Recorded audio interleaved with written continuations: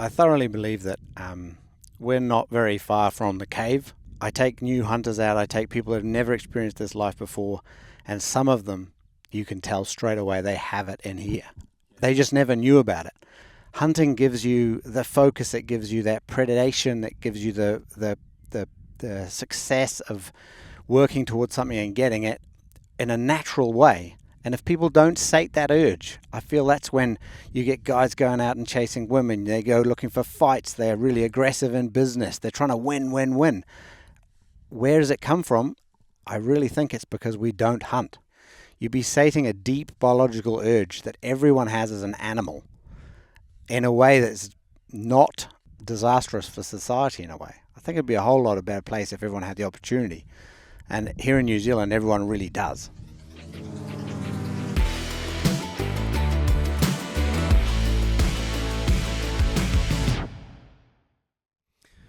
Right, looks like we're recording. Whoa! Jesus. I guess these things happen when you record out in the middle of nowhere. Not your average podcast. Is that going to be a problem for the rest of this? It's okay. I'll make it work. All right. So we come to you from a really beautiful hill in a little bit depressing conditions for the middle of summer, but still really beautiful. Yeah, the weather has been very bad. Rain, wind. I think the day you came in, it was probably 10 degrees. Yeah. But I'm here for another 2 weeks, so hopefully it improves. I'm sure it will, and I can make the most of it. But yeah, it's always good to be back here. Love this place, just natural beauty everywhere you look, lots of open space. And that's what we enjoy, right? Outdoorsmen, hunters. Paradise. Total paradise for a hunter, this place. Yeah, very lucky to live here. Welcome to the Element Optics podcast. Today we come to you from the middle of nowhere. We're sitting on a log because we forgot to bring chairs. But I suppose that's what makes us a bit different from your regular podcast where you're sitting on a comfortable couch in a well-lit room. My guest today is Jake Greenlaw. He's one of our Element Optics pro staff. He was actually on board with Element Optics New Zealand before I even met him, and he's just been really great part of our team, and a proper outdoorsman who loves to just get out and explore and do the stuff that everyone wants to do when they sit in the office during the week. But maybe you can just tell me a little bit more about yourself and how you got into this, your backstory, what you do for a living, all the good stuff. Yeah, for sure. Well, I guess like hunting came to me, instinctively when I was a wee kid. I just knew that I had that drive to chase things, I grew up in rural Scotland. There was no cars, tarmac, shops, stuff like that. So I was a bit of a wild kid, just go out in the morning, chase stuff, fish, hunt, swim, and then come back when Mum yelled at me for dinner. The only thing about it was I wasn't allowed firearms, so I was making bows and arrows, traps, spears, just having a good old time. Then we emigrated in 2001 from Scotland to here, and I was a teenager at the time, so uni, study, life gets in the way a little bit, and then once everything's settled, you just cannot ignore New Zealand for hunting. If you're into the outdoors, the public land here covers a massive percentage of both islands, maybe a little bit more in the South Island, but here is the mecca for free hunting with no bag limits, no seasons, because everything is introduced. Everything is a pest. Everything needs control. Nature doesn't do it for us. So the government spends millions every year on various forms of control, and us as hunters are part of that. So can't ignore that. The drive came back, and I got my first firearm. It was about 10 years ago, to be honest. So, and I do like to tinker and see how things, how good you can make things and just what the capabilities are. So started tinkering with my rifle and realizing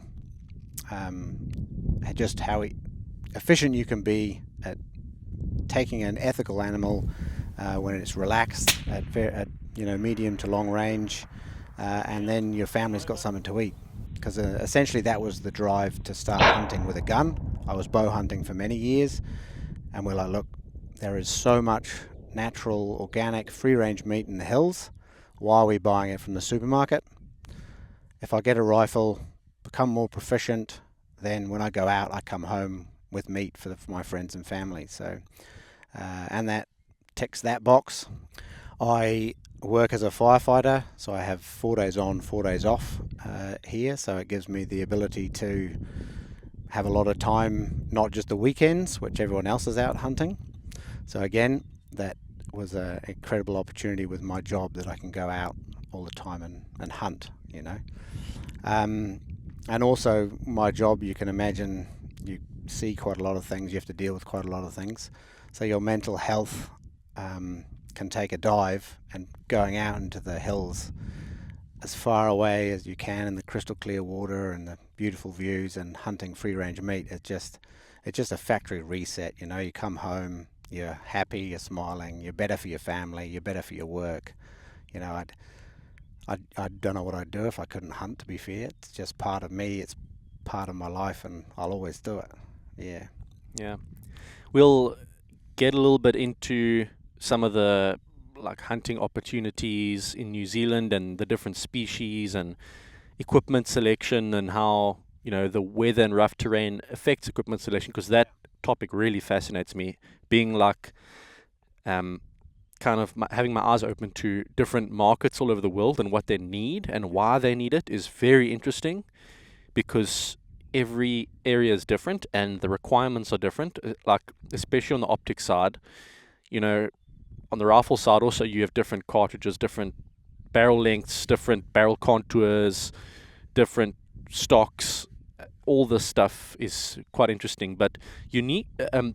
New Zealand is quite unique in that I think New Zealand's a very first world developed country, and as countries become more developed, a lot of the time you find gun laws becoming more restrictive and access to wild areas becoming more difficult. There's obviously some obvious exceptions, like if you look at the US, because there's so much open space, same with Canada, that there's always going to be opportunities to be able to get into wild spaces. But New Zealand is cool because from a hunting point of view, because you have so many species that are not indigenous, it kind of opens the door to regular hunting of all kinds of different species without a lot of restrictions, and it's not kind of frowned upon as much as it might be in a place like so I'll use the UK as an example. UK's got plenty of stuff to hunt, but because a lot of it's indigenous, and because the population's growing and the population density is much higher, the conversation of restricting that stuff's a lot more prevalent than it might be here. But yeah, talk me through kind of the history of New Zealand not having indigenous mammals, and then why it's so important that people like yourself are able to go out and harvest those animals and actually keep populations down, and why that protects the environment here. Yeah. So I guess it was probably the British that came over and introduced most of the species in the 1800s, 1900 kind of area. And we've got everything from wallaby, which will come from Australia and are protected over there. We've got Himalayan tahr. Again, they're protected where they naturally are, but they're a pest species here. Were they from sort of Pakistan, I think India, in the Himalayas there? Pakistan, Afghanistan, up there. Yeah, the Himalayan tahr is it's a majestic animal that's just taken to New Zealand like it was born and evolved here. It's incredible. We've got 7 types of deer. We've got chamois, pig. Wild pigs are a real big problem. We've got possums. But I think it's one of the only countries in the world that you can, well, it would be the only country in the world that you can hunt chamois, tar, wallaby, pig, all in the same day, same areas, even some places. And you literally just have to sign up for a public land permit, which doesn't cost you anything, and go out there and be safe. So Yeah, and even some of your North American species that you might need a tag for, like your wapiti is kind of like an elk, right? well, yeah. So wapiti, I guess, is an elk. We have a population down in Fiordland that is managed by the Wapiti Foundation, and there's not really tags as such, but you do draw a ballot to be in the area during the rut, and then instead of using a tag system, people use education, and I guess asking people nicely, please don't shoot the young bucks, don't shoot the young stags, I should say. Which is unusual and it's working really well. The population is only getting better. The red deer can breed with an elk, so that they're encouraged. Sorry, the wind's getting up, isn't it? The red deer and the mixed breeds you get when hunters are encouraged to take them out when they see them, and it's been a real success story. So there's some incredible heads being taken out of Fiordland. Yeah, that's cool, because to give people the freedom and say, we're leaving it up to you to make sure you manage this properly. We're not going to have restrictions and all that. We're leaving it up to you to make sure you keep the good genes there and all that. And to actually see that working, that's how it should be. And I suppose a lot of the regulations worldwide are just to protect animals, which is a good thing. But it's cool to be able to have some, be given the responsibility to make those decisions yourself. Yeah, and it's hunter led, and hunters do a very large proportion of the conservation effort for trapping in this country. And they're the only users that go out into all the public land and actually do try and make things legitimately better by taking out pest species, trapping and fixing huts, etc., etc., rather than the walking groups do the similar thing for the huts and the tracks, but they ignore the rest of it. Really, they want bird species and stuff. So it's finding that balance between the government. I guess there's that politics between a lot of there's a school of thought that they want it back to how it was, so get rid of all the special species. You were talking trout as well, like white-tailed deer, all the deer species, and try and get it back. And I think that ship sailed. It's been here hundreds of years. It's integrated into the land, and it's a multi-million-dollar industry for hunting and guiding, as well as it's part of what makes New Zealand awesome. But also, where do you stop? Because sheep were never here originally either. Yeah. So that's not fair. I mean, where do you stop? Where do you stop? I mean, you need control here, as we're to bring it back to that at the beginning. So there's no predators whatsoever. There is nothing in this country that can take out anything other than, the biggest thing we have that hunts is feral cats, which are also a massive pest species. But we don't have snakes, we don't have spiders, we don't have anything that would take out a deer, a goat, nothing. So the only way that they are controlled is either by the environment, as in they're running out of feed, but then they'll just move further, or they're hunted by the government, or poisoned by the government, sadly, or hunters. And it's trying to get that balance. And there's some really good work going on at the Game Animal Council that are trying to pioneer making these herds of special interest, so then the animals themselves will get protection. Because you can imagine from our DOC, which is the Department of Conservation, they'd probably quite like all introduced mammals to be gone, and then including the wapiti. So yeah, it's getting that balance right. But at the minute, for a hunter, it's incredible. You can go out, make a difference in conservation, fill the freezers for your friends and family, have an amazing time, the mental reset. We're very lucky in that space. It's kind of, to me, it's a complete change of mindset. So when you start hunting, right, you like the romance of seeing your deer, your single deer. You want the perfect ethical shot. You want to drop it on the spot. You want to utilize as much as you can get out of that animal. And I know there's many countries that have laws on you have to take everything, right? the romance of that idea is what I grew up on, and I guess, I don't know. That is the core. It makes sense, right? You've taken the animal down. You want to use as much of it.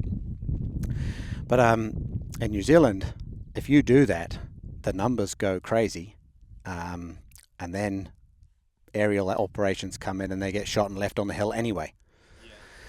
So you've got this paradox in your mind that you're like, I need to maybe shoot a couple more, carry everything I can out, and maybe we're a bit. It's not wasted. That animal dies. The rest of the carcass is eaten by the hawks, goes into the ground, stimulates the nutrients.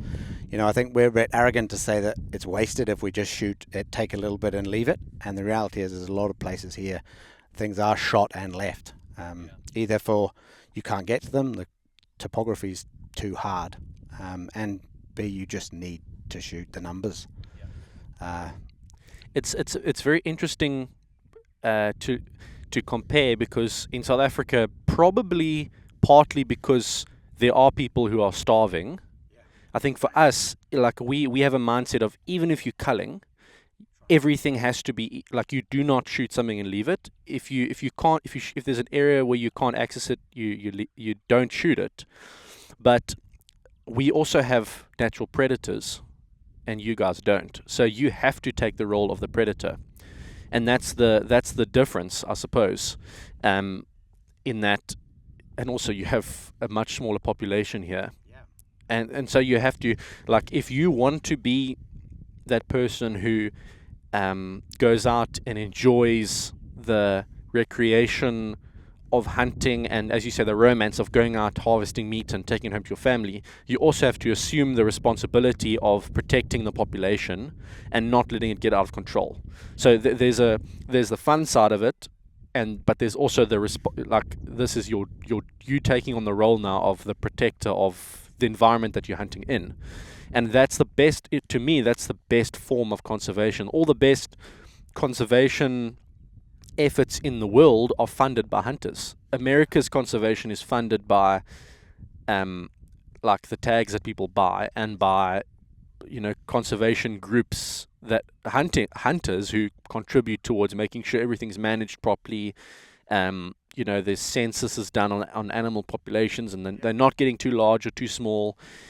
Same in South Africa. We have the most animals in Africa because we allow hunters to come in and shoot them. So what happens is they have a value now, and because they have a value, people are willing to let them roam on their properties. Whereas the moment you ban hunting, the countries in Africa that have banned hunting, now suddenly those animals don't have a value, but livestock does. So now, boom, all those game animals get wiped out to make space for livestock which have a value, so that you can afford to keep the land. And that's the moment, yes, animals have certain value for photographers who come in and take photos, and that looks nice, but that type of tourism actually doesn't bring in enough money, and the money that does come in is actually from the accommodation more than it is, and that doesn't fund any. And even there, those animal populations, when the tourists aren't looking, someone has to be called in to come and cull the animals that are getting too populous. And in cases where they're not culled, they literally eat all the grass and the bushes, and then they die because they've overpopulated and they starve themselves to death. So behind the scenes, there's always hunting that has to happen, and thank goodness in our countries there's level-headed decisions being made, at least for now, and we hope it stays that way. Oh, definitely, yeah, 100%. Like it's a people need to make that mindset switch that hunting puts a lot back into all of the ecosystems in the world. It always has been hunting of some description, whether they're hunting each other or we're hunting them as humans.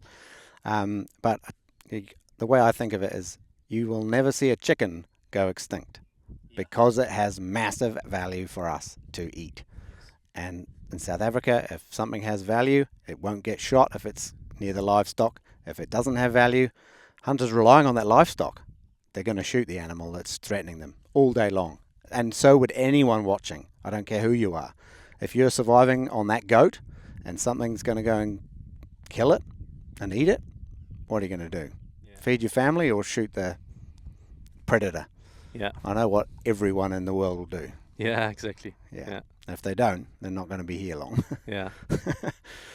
But yes, here is a bit different.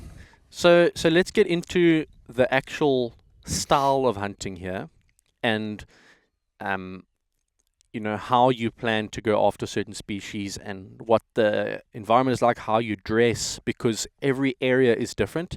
I did a podcast with Henrik in Sweden about Sweden hunting. I got to go hunt there and talk about how the weather's different. The environment causes you to take close shots. The light conditions cause you to choose a rifle scope with a bigger objective lens and better light transmission, simpler reticle, better illumination, all that stuff.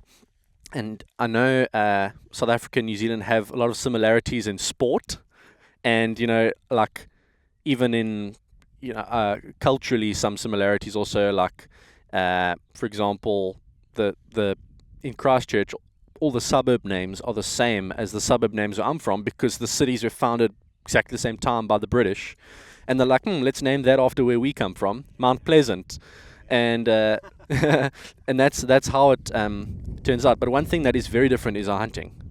I'm not used to having to take a backpack and hiking up a valley and in the rain, having to be weather protected.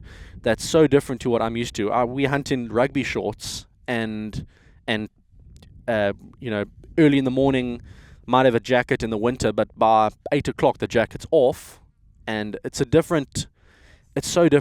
So yeah, how do you guys, what's a typical day of hunting or a weekend of hunting look like for you, and what considerations need to be taken? Well, like I predominantly hunt the South Island, and in the South Island you've got a mixture of kind of big Alps, which have a bush level that's quite sparse, and it goes up and then it peters out and you're down to knee depth and then it vanishes completely. So you might have like 1,000 meters of vegetation, 1,000 vertical meters worth of vegetation, and then it'll go into kind of like just sparse rock and sandy, dusty stuff. Because of that,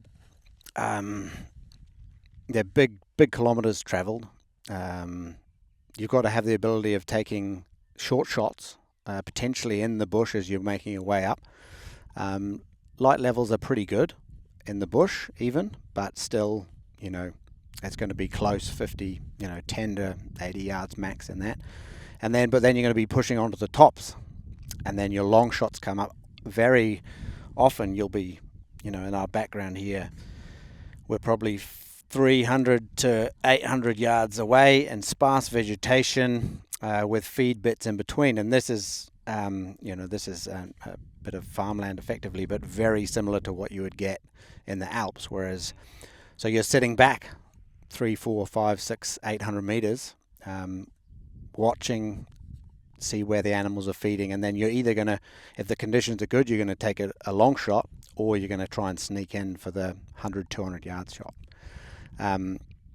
Nearly all of it is a good distance from where you can drive to.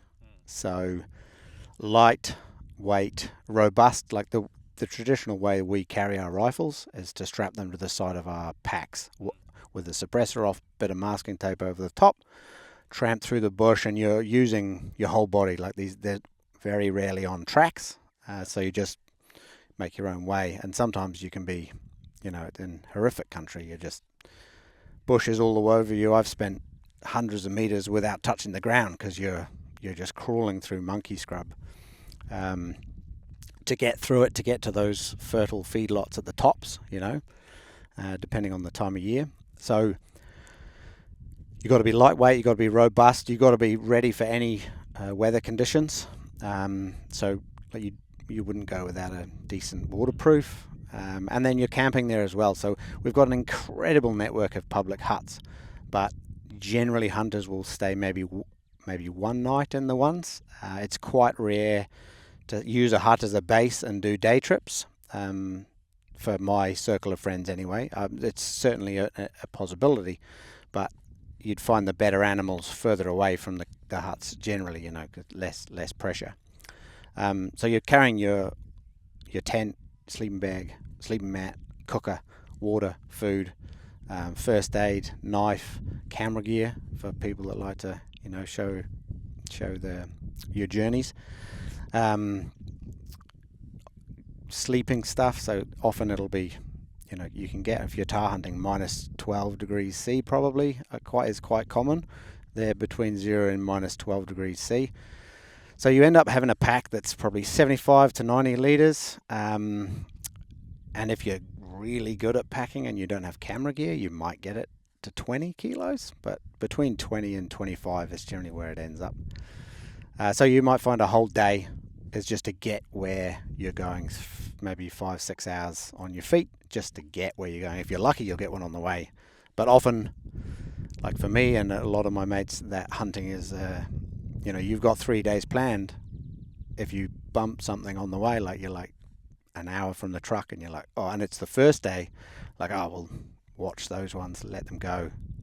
But on the way back, then, they'll be in trouble because they're closer to the thing. But yeah. And when it comes to optic choice for that kind of hunting, most people, like maybe, 20 years ago, it was a 3x9 simple duplex reticle for those close ones in the bush, and then they would limit themselves to 200 meters, 200 yards. And that's all, you put it on your 308, whatever caliber you want to roll, and that would be you. Long shots just weren't a thing. But now with the advent of modern machining, you get off-the-shelf rifles that are more than capable of shooting out long. And rangefinders. And what a game changer. To be able to know what distance that changed the game, because it changed the game. Back in the day, your skill as a hunter was actually getting in close. Because 100%. if you're not sure whether it's 300 or 400, you can't take the shot. So you then have to get closer. So lightweight rifle scope, clear crosshairs, and you get close and you put a bullet in it, and you hope that you're close enough that it's not dropping too far. But nowadays, you can give yourself such an advantage by, okay, that's 800 yards. I don't need to stalk in. I might have a better chance of lying here, building a position, measuring the wind, ranging, getting a good firing solution, dialing in my firing solution, reliable rifle, reliable scope. I might have a better chance from here than I would stalking in and maybe spooking it, trying to get close. Yeah. 100%. And that's the difference. Yeah, the rangefinders has been the game changer. The scopes have come so far. They're accurate tracking, nice reticles that you can hold your wind. It off your ballistic app. You can hold your dope if you need to. You don't even need to dial. These kind of things have just made it so much more ethical to take those shots when the animal is calm. And I'll emphasize that is that they have no idea you're there when you're 400 or 500 yards away. They're calm. You can wait till they're perfectly side on. You can wait till you are comfortable and ready to go. And if you practice, and it doesn't even require a massive amount of practice, but if you've got your rifle system dialed in, it can be a very, very ethical way to hunt. I think I've seen more animals injured and run off close up than I have at that kind of distance. And if you're close up, if you can imagine yourself looking at something 100 meters away, you've got all of the close-up obstacles in your way, your trees, your rocks. You take your shot, the animal jumps, runs. It's gone from your sight picture. It's gone for a follow-up. You have to then track it and find it. And if you haven't done a good job on that first one, you're never going to find them. They just go. Whereas if you sit back a little bit and the worst does happen, which, let's be honest, if you hunt long enough, it's going to happen. But if you're sitting 400, 500 yards away and that animal has a shot that's less than lethal or something's gone wrong with it, they're going to run 100 meters and stop. And for you, they've just changed their position. 9 times out of 10, you can see them clearly and you can take your second shot and done. But that's not what you're aiming to do. It's going to happen. It's going to happen if it's at 50 yards or at 500. Trust me on that. So is it fair to say that cartridge selection also plays a huge part? Because obviously you need to be able to stretch the legs a bit of the rifle. And if you are limited to a lighter rifle having to carry it up the mountain, you also don't want to have a cannon that's unmanageable. So you got to have manageable recoil, but a heavy full caliber bullet with a good BC that still has decent stopping power. What would be your ideal rifle? Let's say, I mean, your rifle, I would say, is perfect the way it is. You got some nice. We hunted wallabies last year. There's some videos on my own personal channel and your channel, and I just loved the way that rifle worked. But what would be your ideal rifle in terms of the type of stock, the barrel contour, barrel length, cartridge, scope? How do you kind of, what goes through your mind when you're choosing a rifle? Because let's say, if there might be people watching from the States who might want to come here and shoot a nice bull tar, and you want to know, should you set up a rifle there to bring with, or so how would you go about that? Right. In terms of the rifle system, you want one that is nice to carry. I quite like a heavy rifle, to be fair. There'll be a day that I won't like a heavy rifle, but at this point, up to 4 or 5 kilos is probably perfect for me because it helps with the recoil of the shot. I'll go as big as a number 4 contour on the barrel. I am currently using a precision platform carbon stocks on both of my rifles, which are made here in New Zealand. Fantastic for all types of shooting. Like, I like a long, wide forearm. I like, nice palm swell that's not too vertical, because I might be shooting. I literally took a shot at a tar a couple of weeks ago. It was 51 degrees. So a flat, prone, hand angle just is no good for that. You need to be able to put it on anything. So I shoot off logs, I shoot off bushes that are wobbly. I just nestle into them, tussocks, rocks. Sometimes using the bipod, sometimes I don't. Bipods are not always practical. It's nice to have one, but sometimes just your backpack on a rock is the way to go. Yeah. And there's a whole school of thought of shooting on a bipod. But in general, I found the key to my reliable success is that I hold onto my rifle, forearm and back. I will hold on tight. I will pull it into my shoulder, and I will do my very best to control the recoil of that shot, whether I'm shooting very high angles up or downhill, or I'm in a not a comfy situation. Because of that, as you say, the caliber selection, right? So most of the animals are quite tough here in the Alps, as you can imagine. Probably the least would be the nanny tar or the chamois, which are lightweight animals. But in general, a bull tar to a red stag to an elk to pigs.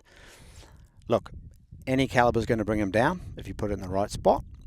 But as we all know, we're hunting, so you need that margin of error, right? And the bigger calibers, to a point, if you use a nice soft bullet, and I mean soft as in, I guess, they're not like a soft lead point. They're usually a tipped with soft construction, like an ELDX, an ELDM. I predominantly hunt with ELDM.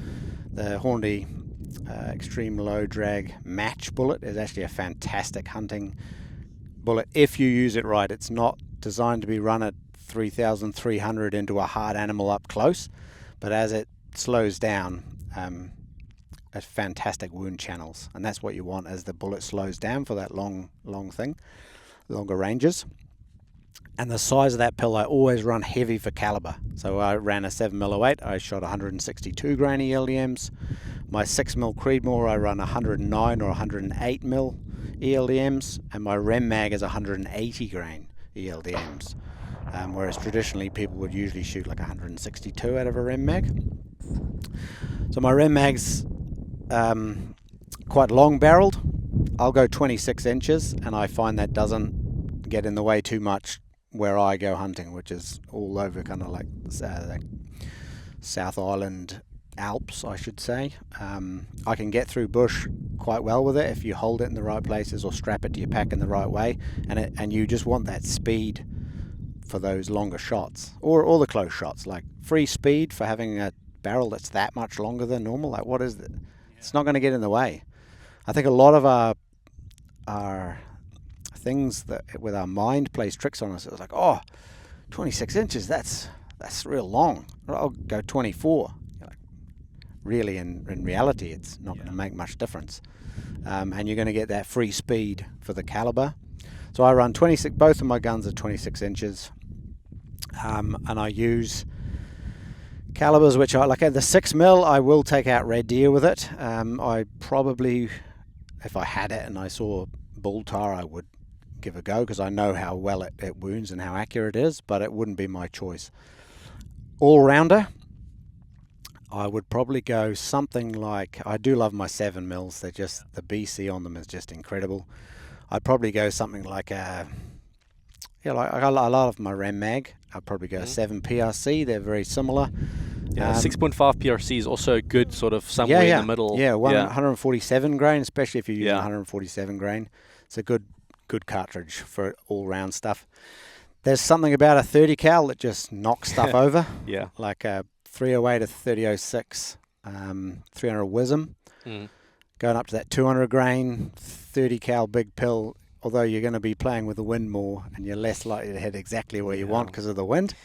And when it hits, that fat. It's a pro and con because you have to go really heavy on the bullet to get the same ballistic BC performance as like a 7 or 6.5. So it's probably 225 grain before you get to the same. Yeah. So there's no perfect choice. No. But there is a sweet spot somewhere in there. Yeah. And I want to interject here and say that I learned a lot actually from, there's a New Zealand based website called, I think it's called ballisticstudies.com or something, and it's basically a bunch of guys who give feedback on different bullets performances, and they post pictures of the wound channel and stuff like that. And I think the reason why you guys have so much data is because of your culling that happens. You have goats and pigs, feral goats, feral pigs, which is a decent sized animal. Yes. And so it's going to, a bullet on that, the performance on a pig or a goat is going to tell you a lot about how it's going to perform on like a deer or a tar. Yeah. And you go and shoot hundreds of them. So you get such a big sample size of data, whereas sometimes I see guys posting on a forum saying like, my Burger VLD performed great on a white-tailed deer, but you shot one. Like what happens the 10th time you shoot it? Is that bullet going to penetrate or... so I actually learned I learned a lot reading that website, and it's one of the things that made me comfortable shooting an ELDM, because I saw a lot of the guys were loving their AMAXs, and hey, this AMAX performed perfectly in my rifle, and they posted pictures of the entry, the exit, the wound channel videos, and it's like, okay, that's good solid data. So I'd encourage you guys to actually go read that. People are listening, it's good data to have, and it helped me get a shortcut into choosing a good bullet for the kind of hunting I do also. Oh, dude. So that guy who runs that website is called Nathan Foster, and he's such a guru on shooting and on the terminal ballistics. So I think his website's called www.ballisticstudies.com. Yeah, he works with a lot of ammunition companies around the world and some of the military services because exactly that. He has tracked the terminal performance, so that's when the bullet hits an animal. He's tracked that for multiple different bullet types and speeds, and like you say, thousands of times. Right. So again, I stumbled across that website and Nathan himself when I first started out, and that I attribute all of my success really in shooting to starting out where he was, because I've got a good solid foundation on how to control a rifle, even if without muzzle brakes and stuff like that, and I've brought that into hunting, and that all came from Nathan. And you'll love the way he talks. If you get his books, see his videos, he doesn't mince words. He'll go on about latte drinking people shooting crosshand, and he's got a great way of talking, and if you listen to him, man, he has got such a lot to give. So highly recommend getting on that website and buying his books, because they are fantastic. They're like your Bibles. If you're having problems, you go back to them, start again, and you'll be on your track. You really will. Yeah. And scopes, like we can't that's the top of all systems.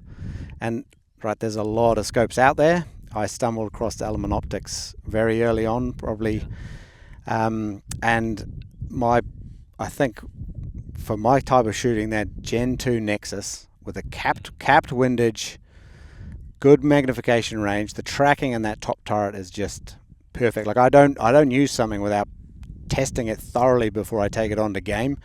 And I've track tested Helixes, Titans, and the Nexus range, and they've all done incredibly well. The Gen 2 Nexus, like I think I dialed that 60 MOA, and it was spot on. And I've done lots of scopes, Night Forces, Leopolds, Zeisses, Swaros, and I don't think I've ever had like a to the click one. Usually within 2 clicks at 30 is very acceptable, but that Gen 2, beautiful. The glass is good. I need the capped windage to be fair because the way you carry them, and again it's situational. Like this country, the way we carry our rifles everywhere, scrabble them, use them as walking sticks. That's why that small compact scope was popular. So if you're going to go into something that you can stretch the legs, capped windage is really important. The zero stop helps, but it only works one way, right? So it can't twist down, but it can twist up. And yeah, 2x16, the HDLR range, fantastic hunting one. All the Nexus range. So my perfect scope is that Gen 2 Nexus, which is on my 6mm, and probably will end up with one on my 7 as well. It's a good magnification range for what you do here, 4 to 25. The 50mm objective is not too big, but it lets in enough light for when you need that low light performance. And 4 to 25, if you happen to stumble upon something close, you can turn it down. And if you need to push it further, if you need to identify something at 25 times and you don't have a spotting scope, it's useful. But you don't know this, but your input was really helpful in when we did the Nexus Gen 2. You had been shooting with the Gen 1 for a while because you were one of the, before I even knew you or knew who you were, you'd got a Nexus Gen 1 and you'd used it quite a lot, and you'd shot more than a lot of the people that we obviously communicate with on a day-to-day basis. And between you and another guy in Australia, Bo Ricketts, who's he does full-time pest control there also, so he also gets a lot of time in. Your guys' feedback is one of the main reasons we put the capped windage on the Gen 2, and we firmed up the clicks a bit and stuff like that, because you guys obviously walk around, bump stuff, treat it like a tool, because a gun and a scope is a tool. It's a tool for getting a job done. It's going to get beaten up and it's got to perform. And so that's why in the end we decided, hey, you'd be a great guy to bring on as a pro staff. Number one, because we love to help guys and support them.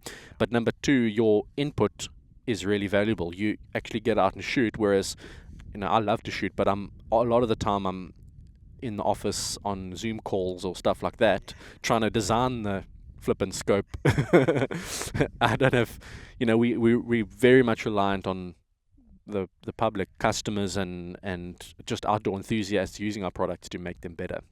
So yeah, it's cool to actually come out here and get to see the conditions that you hunt in. Like when we did our little wallaby hunt, was it a year and a half ago? It's really, it kind of connects the dots. Like when you say, okay, the scope needs to do this and this, and you come out and you see, okay, it's very easy to slip down this mountain and drop your scope. That's why you need it to, have these features, or you want a reticle that's like this.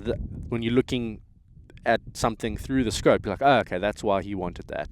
So it's really helpful to have that. And I'm lucky to be able to come out here and actually, get to experience this. And as you say, it's being mountainous sort of alpine terrain. There's a lot we can also learn about hunting in, let's say, Austria, for example, or hunting in the western US, Colorado, Utah, Wyoming, the states that also have high sort of alpine mountain peaks there in the Rockies that have to deal with the same conditions, hiking up mountains, carrying a lightweight rifle. And I think you'd find that a lot of the guys listening to this from that region would be like, yeah, I agree with that. The type of stock you choose is the exact Yeah. It's the exact And same it type of just- stock they it would just- choose. Another thing that no one really thinks about is if you have a metal type hunting chassis or whatever, like with any metal on it, it just gets so cold to carry, and you need that rubberized warmth to, that it doesn't make you, like I've sat there in snow, as lots of hunters listening will probably be in, and if you just can't hold a metal gun. Yeah.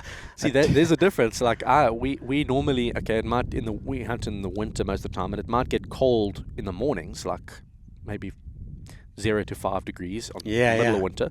But by the time the sun comes up, you can count the minutes on your hands before it's warm enough to take off a jacket. Oh man. And then so I'm very comfortable hunting with a chassis because it kind of it's not a negative for me. But No. and then obviously in like the more northern parts of South Africa where there's not as many hills, and then the guys are using more old traditional wooden stock rifles because they're only shooting like 80 to 100 meters. So your environment dictates what you choose, and 100%. that's something that I've learned over the last few years talking to people.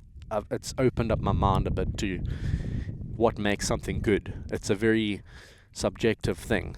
Hugely, eh? Like if you can imagine, like you went to Fiordland, right?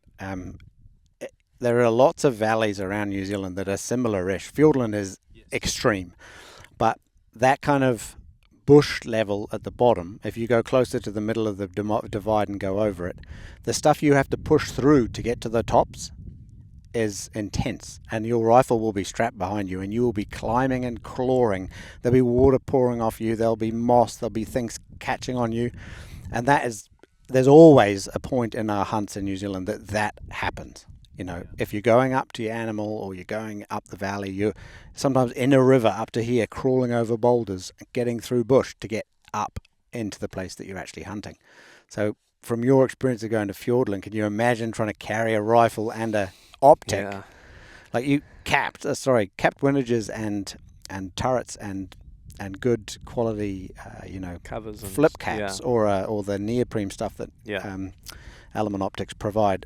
Perfect. Yeah. You just strap it over it, and it takes a beating, and then when you need to, pop it out and in. It's actually, interestingly enough, after I came here and hunted last time, we were busy developing our Helix HD binoculars. Remember, I actually had a pair with me. I do remember but that. we were still working on the chest pack for it. Yeah. And a lot of my experiences here contributed towards when we did our chest pack design within the weeks afterwards. I'm like, I need to think about what these guys are doing and how we need to weather seal it and stuff. So it's, I mean, you don't want to make your binoculars pack like a cup that collects all the water. You need you need to think about those things. Yeah. Definitely. Yeah. And lastly, let's talk about the Rugby World Cup. No, I'm just joking. No, I'm joking. What else can we discuss? I suppose we can probably end off just by saying that it's really cool that no matter what the differences are, we all do it for the same reasons. Like, yes, it might be uncomfortable to go out in rough conditions, but that kind of is the thing that wakes you up, and it's an experience you don't forget. It's that adrenaline, it's that excitement, it's the, a lot of people look at hunters like getting stoked after they've put something down. It's not about the fact that we just killed something, it's about the fact that we did so ethically, and there's this relief, like, I did it, I didn't wound it, it was hard work, but that's now achieved. It's like there's something about that everyone needs to experience at some point, and there's becoming fewer and fewer opportunities to achieve that nowadays as life gets busier and work becomes more indoor, sitting around a computer. You have to actually make the effort to get out and do stuff to experience those things, and hunting is a great way to do that. Oh, is it ever? Like, I thoroughly believe that we're not very far from the cave. Our brains are not far from the cave. And I take new hunters out, I take people who have never experienced this life before, and some of them, you can tell straight away they have it in here. Yes, they just never knew about it. Yeah. And I think the world would be a whole lot of better place if everyone got the opportunity to go and see if they have that drive and to sate it. And I think hunting gives you the focus, it gives you that predation, it gives you the success of working towards something and getting it in a natural way. And if people don't sate that urge, I feel that's when you get guys going out and chasing women. They go looking for fights. They're really aggressive in business. They're trying to win. Where does it come from? I really think it's because we don't hunt. Yeah. If we hunt it, if everyone got the opportunity to hunt, get their own food, you'd be sating a deep biological urge that everyone has as an animal in a way that's not, it's not disastrous for society in a way. I think it'd be a whole lot of better place if everyone had the opportunity. And here in New Zealand, everyone really does. Yeah, yeah. You've got no excuse here to not get You've got no excuse. Yeah. The money is not a massive cost to get out and just do it. Yeah. And there's heaps of people around that do it, and so go along with a friend, get out there and experience it. Because some people, it'll be the savior for what you've been looking for. I honestly believe that. I do. Awesome. No, thank you, Jake. Really My appreciate pleasure. it. Let's get to do some We're shooting. going to do some shoot some gongs across the valley here in a moment. Yeah. If you don't know already, Jake's got a channel called Chase the Wild NZ. You can go watch his videos there.